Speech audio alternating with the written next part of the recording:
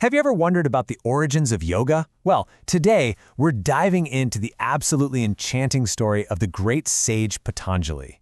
He's a foundational figure, and his origin story, it's a tale where the heavens literally meet the earth in the most miraculous way, all starting from a simple plea for balance. So, our story kicks off, like all great myths do, in a time of real need. The world was just out of sync. You know that feeling.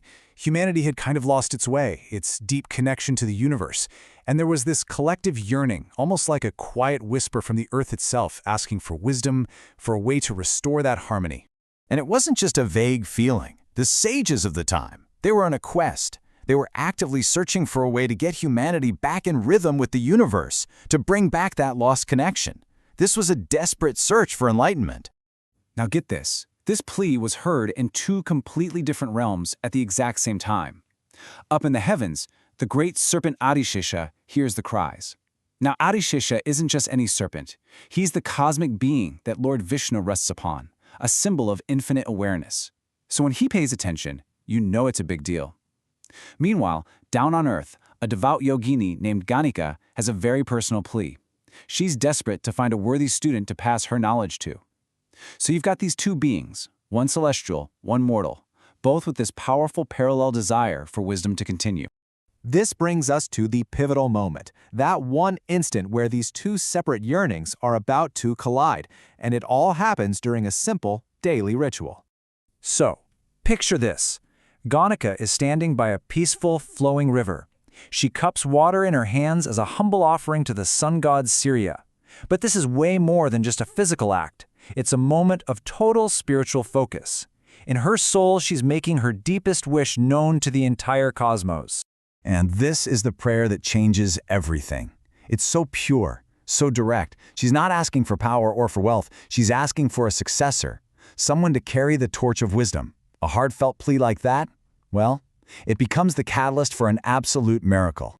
And of course, the cosmos responds. A prayer offered with that much devotion just doesn't go unanswered. Adishesha, having heard the world's plea, and now Ganika's very specific prayer, decides to act.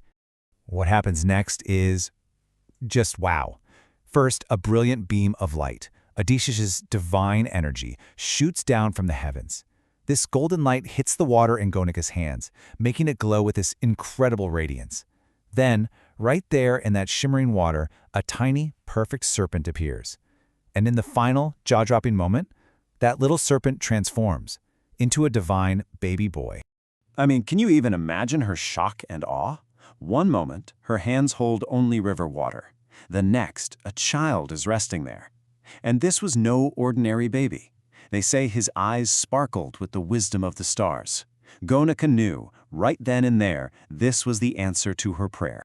So this miraculous birth needed a name that could tell its incredible story.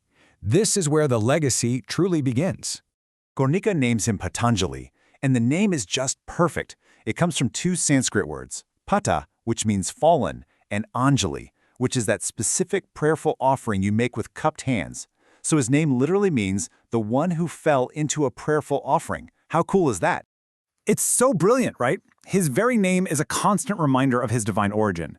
He was a gift from the heavens, sent in direct response to a mortal's prayer. He wasn't just born, he was delivered, right into her waiting hands.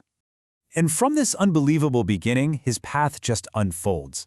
He's raised by the loving Ganika and grows up to become Maharshi Patanjali, the great sage. His life's work? To organize and illuminate the path of yoga, creating a legacy that has lasted for thousands of years and still guides people toward inner harmony today.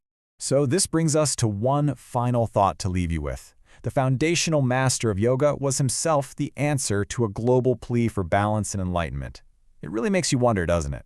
Maybe the ultimate purpose of yoga isn't just about the physical poses, but about answering that very same plea for balance inside each and every one of us. Something to think about.